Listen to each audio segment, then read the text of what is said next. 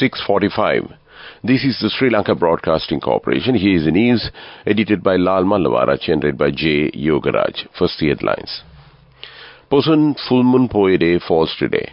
The President says the arrival of Arahat Mahinda Thera paved the way for a self-sufficient economy in the country. India and Sri Lanka discuss initiatives to enhance energy connectivity. The President says that a better country will be created for the children within the next 5 to 10 years. Circular on admission of children to grade 1 to be amended. News overseas: US and China to hold high-level talks on anti-narcotics cooperation. In sports cricket, the third and final ODI of the series between Sri Lanka and West Indies will be played today. And those are the headlines. Posun Full Moon Poya Day falls today. Posun Poya is second only in importance to Vesak and commemorates the introduction of Buddhism to Sri Lanka by the Buddhist missionary monk Mahinda in the 3rd century BC. Arahat Mahinda met King Devanampiya Tissa at Mihintale, a mountain peak near Anuradhapura in Sri Lanka, and preached the first sermon. This is why Mihintale is often called the cradle of Buddhism in Sri Lanka. Although Posun is celebrated across Sri Lanka, the main event is a mass pilgrimage to Anuradhapura, while thousands of white-robed pilgrims climb to the summit of Mihintale, to the spot where Arahat Mahinda gave his first sermon. Posun is a very religious festival, and temples on the island are filled with the devotees and pilgrims to mark this great event. Others may perform religious activities like reading holy books or listen to monks tell stories about Buddha's life. President Ranil Wickremesinghe, in a Posun Poya greeting message, says the arrival of Arahat Mahinda Thera paved the way for a self-sufficient economy in the country. The Posun Full Moon Poya Day holds great significance for Sri Lankan Buddhists as it commemorates the establishment of Sri Lankan national culture, the President said. Prime Minister Dinesh Gunawardena says Posun Poya Day is the most significant day for Sri Lankan Buddhists. It was the beginning of an era in which the agricultural economy existed for thousands of years, and promoting a pure religious philosophy within the nation, redefined with the concept of tank, dagoba, village and temple. The Premier further said it was the period that not only religious order, culture, environmental and social values, but also many new concepts were socialized. Meanwhile, Sri Lanka Broadcasting Corporation, for Posun festivals in all parts of the country, it has organized many programs. The Posun Poya religious program by Sinhala National Service of SLBC is a broadcast from historic Somawati Rajamaha Viharaya in Polonnaruwa. An all-night Pirit chanting ceremony will also be held there tonight. National Television provides publicity for Anuradhapura Posun Festival, Independent Television for Sithul Power Posun Festival, and the security forces, including the army, are using their full strength for dancers and other activities. It is reported that there are more than 20,000 Posun dancers. It has been reported that the largest number of dancers ever recorded in the history of Sri Lanka. For that, the private sector and the public sector provide support. Minister Dr. Mandula Gunawardena says that a special train service will be deployed from today to the 23rd of this month for pilgrims to travel free of charge from Anuradhapura to Mihintale. This year's Posun Festival will be based on the Mihintale and Anuradhapura, expected to attract extensive number of devotees from all parts of the island. Public hygiene and sanitary and water supply for the pilgrims have been organized by the Municipal Council Anuradhapura. This news comes to you from Sri Lanka Broadcasting Corporation. In a significant diplomatic exchange, President Ranil Wickremesinghe and Indian External Affairs Minister Dr. S. Jaishankar led bilateral discussions at the President's house yesterday. The joint energy projects between India and Sri Lanka took center stage during these discussions. Following the official meeting between President Ranil Wickremesinghe and Indian External Affairs Minister Dr. S. Jaishankar, they delved into various initiatives aimed at enhancing energy connectivity and developing the renewable energy sector. Significant attention was given to plans for an LNG supply, a proposed petroleum pipeline linking the two countries, and advancing oil and gas exploration projects. Additionally, it was announced that construction of the Sampur solar power plant is set to commence next month. Discussions also centered on enhancing the efficiency of projects supported by the Indian government aimed at bolstering Sri Lanka's liquid milk industry and fertilizer production. President Ranil Wickremesinghe announced that a better country will be created for the children of Sri Lanka within the next 5 to 10 years. The President emphasized his commitment to ensuring that no child in the country will suffer, highlighting his dedication to resolving the economic crisis within a short span of 2 years. President Wickremesinghe made these remarks while addressing the ceremony for awarding the presidential scholarships held recently at Temple Trees. He stated that the Aswesama program was implemented to provide income support to the people, while the Urimiya program was implemented to secure land rights. Additionally, he highlighted the launch of the Presidential Education Scholarship Program aimed at ensuring educational opportunities for children. The Cabinet of Ministers has granted its consent to the proposal forwarded by Education Minister Sushil Premchandra to revise the circular pertaining to the admission of students to Grade 1 of schools with effect from 2025. Cabinet spokesman Minister Dr. Bandula Gunawardena says that it has been decided to enroll children in the first grade for 2025 and following years as per the instructions given in the revised circular. The minister stated this at a media conference held yesterday at the Government Information Department. And that's local news. The main news story is brought to you by Siddhalepa Vedamahatmya.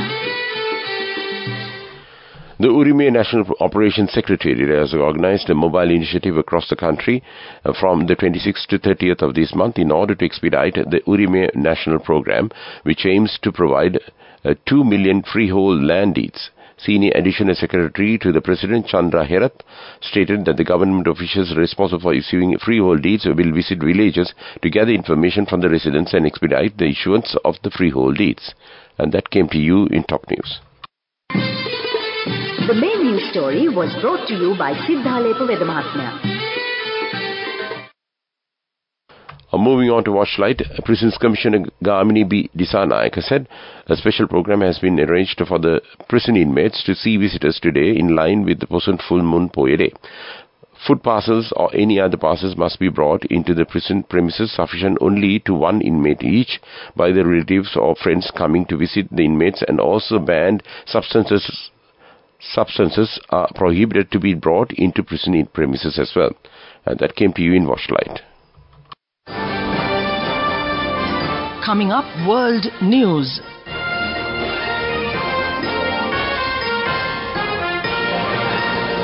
First, the headlines. South China Sea tensions force US and Beijing to talk more. Storm Alberto claims lives in Mexico and drenches US coast. At least 34 die in India after drinking toxic alcohol. And those are the headlines of the World News. Washington and Beijing are talking more regularly to avoid a conflict in the South China Sea despite their continuous and competitive relationship, the United States ambassador to China told BBC. Our militaries are operating in very close proximity to one another in the South China Sea and in Taiwan Strait. You don't want to send the wrong signal, Nicholas Burns said in an interview in Beijing earlier this week. The South China Sea has become a dangerous flashpoint where Beijing's claims are ratcheting up tensions with Taiwan and Philippines. 3 people have died after the Mexican coast was hit by the first named storm of the North Atlantic hurricane season, which made landfall on Thursday. The storm Alberto, which has now weakened into a depression, has also drenched southern Texas with heavy rain. The U.S. National Hurricane Center earlier warned of life-threatening flooding in both countries. Officials in Mexico said that the 3 deaths occurred in the northern Nuevo Leon state.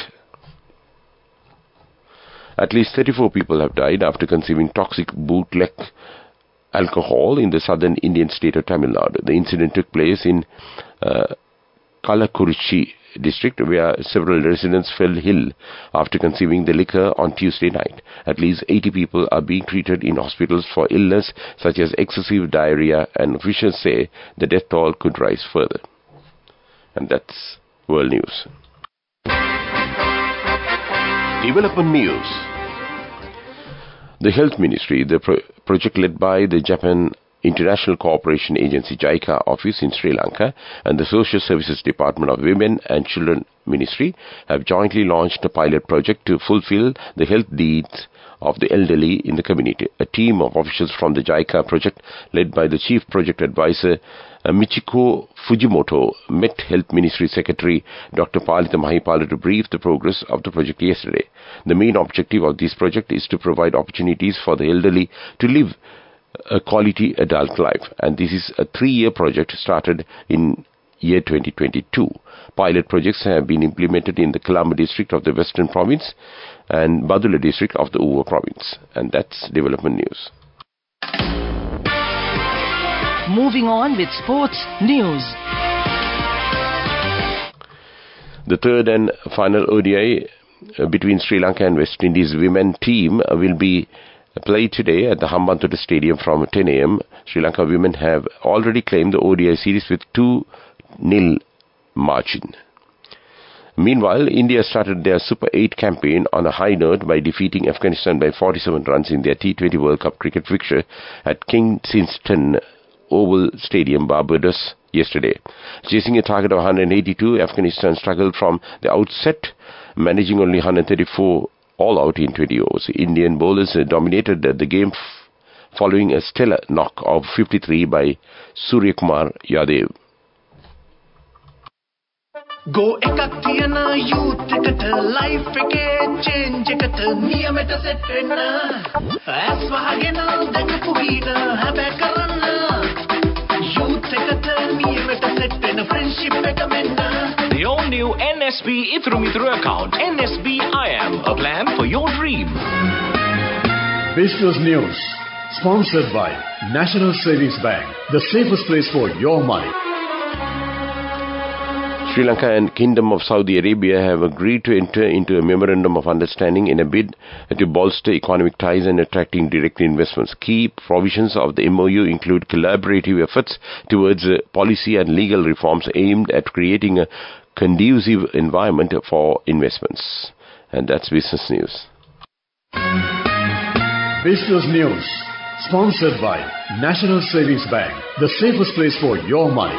Go ekak thiyana youth එකට life එකේ change එකට නියමෙට set වෙන්න ඇස් වහගෙන දැකපු ගීත හැබැයි කරන්න youth එකට නියමෙට set වෙන friendship එක මෙන්න. The all new NSB Ithru Mithru account, NSB IAM, a plan for your dream. Moving on with the economic news, Sri Lanka's planned imputed rental tax will only apply to wealthier persons, according to a finance ministry statement. Wealth taxes, which have been implemented in a number of other countries, have had detrimental impacts on housing as well as other negative fallouts, partly due to the lack of cash flows to pay such taxes. The finance ministry said that the envisaged property tax is in an advanced stage of the design, and therefore it is premature to outline specific details of the rates and thresholds. And that's economic news. Weather report. The Met Department says showers will occur at times in the western, Sabaragamu and northwestern provinces and in Kandy, Nuwara, Galle and Mathura districts. Fairly heavy showers above 75 millimeters are likely at some places in the western and Sabaragamu provinces and in the Nuwara, Galle and Mathura districts. Showers or thundershowers may occur at a few places in Uva province and in Ampara and Batticaloa districts in the evening or night. Strong winds of about 40 to 50 kilometers per hour can be expected at times over the western slopes of the Central Hills, northern, north central and northwestern provinces and in Trincomalee, Hambantota and Monongala districts. And that was the weather report. To wind up this news broadcast, let's look at the main points once again. Pusan full moon Poya day falls today. The president says the arrival of Harahat Mahinda Thera paved the way for a self-sufficient economy in the country. India and Sri Lanka discuss initiatives to enhance energy connectivity. The president says that a better country will be created for children within the next 5 to 10 years. Circular on admission of children to grade 1 to be amended. News overseas, US and China to hold high-level talks on anti-narcotics cooperation.